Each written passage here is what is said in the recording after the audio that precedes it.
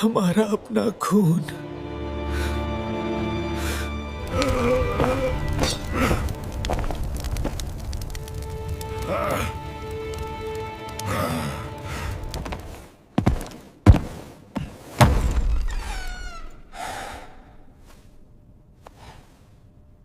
हमें धोखा दे गया, हमारी वफादारी बेच दी।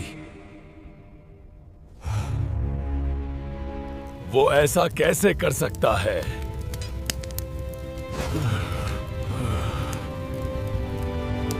मेरे सरदार, वो अब हमारा अपना नहीं रहा। उसके हाथों पर हमारे वीर अल्प्स के खून का दाग है। Will the people understand? Will they trust me after I shed the blood of my kin?